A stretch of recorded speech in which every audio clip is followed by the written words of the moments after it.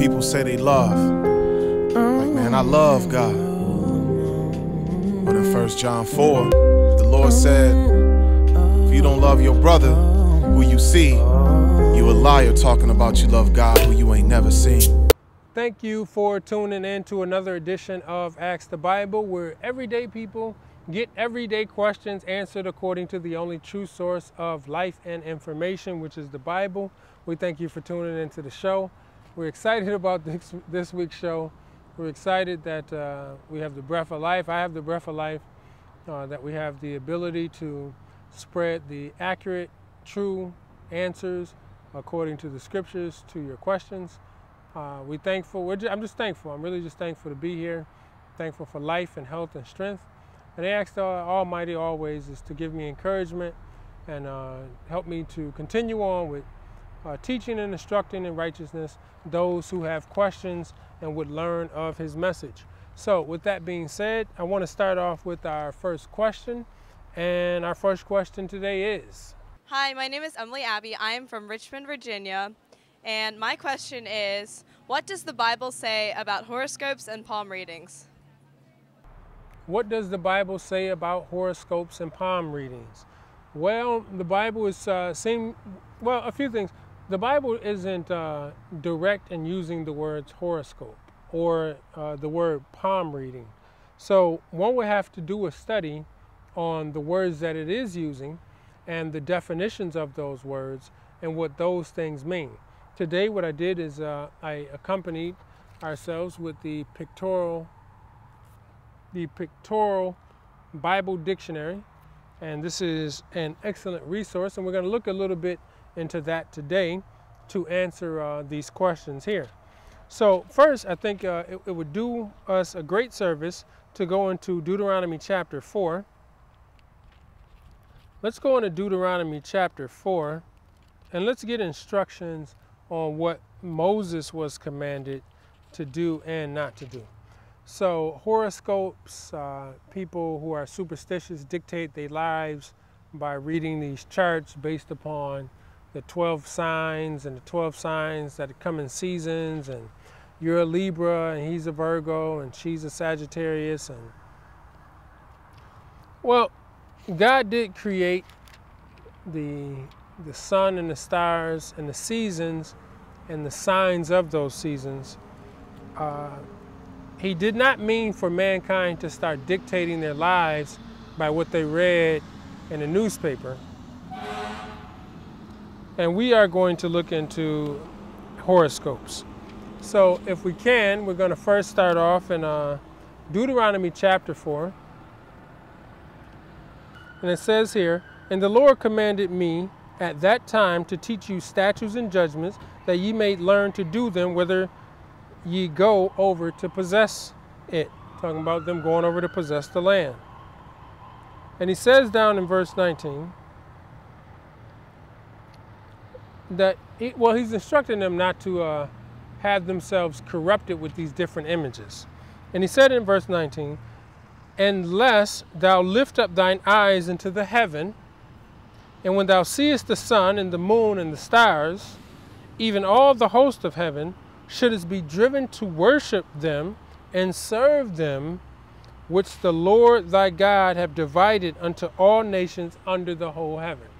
So when individuals look up and see the sun, the moon, the stars, the constellations, some individuals are driven to worship the sun, the literal sun that hangs up in the sky.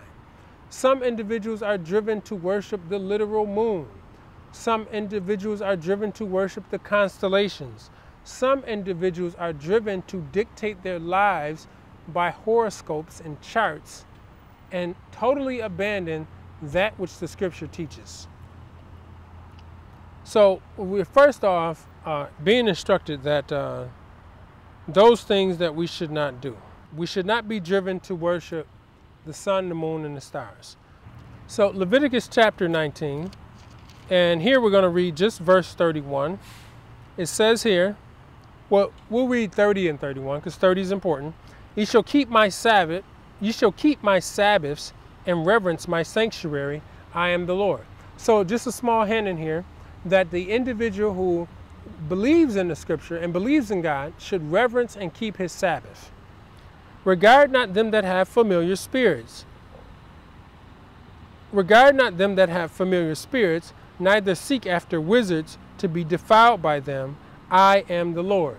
So don't regard those who have familiar spirits.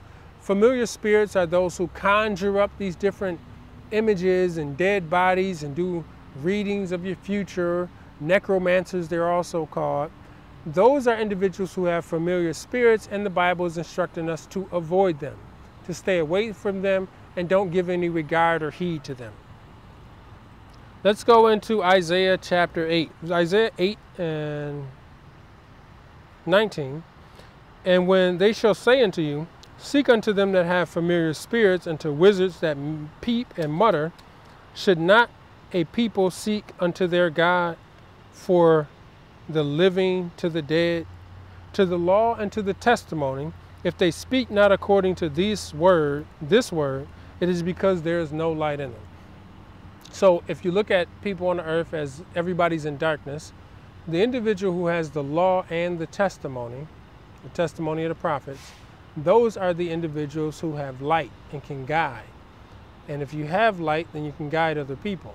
But if you are seeking people who are dead, or conjuring up the dead, or giving familiar spirits or palm readings, those things are opposite of what the scriptures do say. Okay, this is in the pictorial Bible dictionary under necromancer.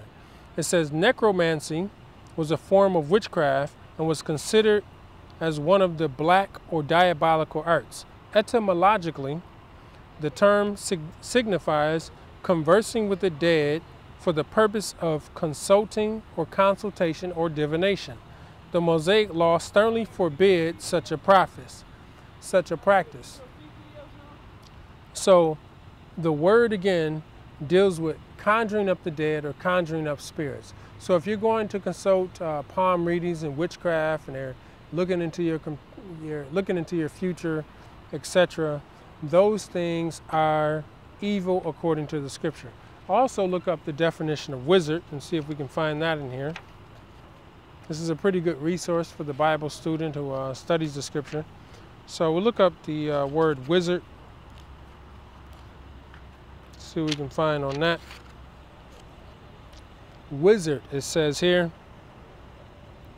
The Hebrew word is Yedonai, one who knows, a wizard.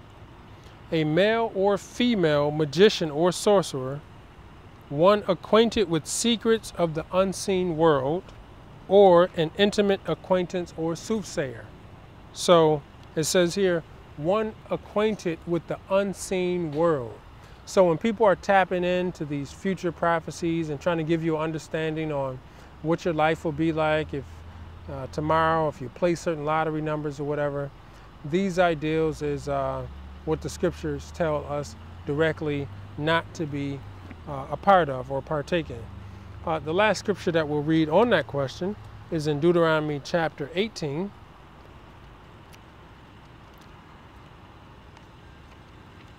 Deuteronomy chapter 18, and I want to start at verse 10. Deuteronomy chapter 18, and I want to start reading this at verse 10. So again, reading horoscopes, palm readings, consulting those who have familiar spirits, divination, witchcraft, necromancers, all of these carry the same ideal of palm readings and horoscopes, because those individuals are trying to help you dictate your life according to what they have for you, seeking into this unseen world, as opposed to what the Almighty has dictated for you by following his laws, statutes, and precepts.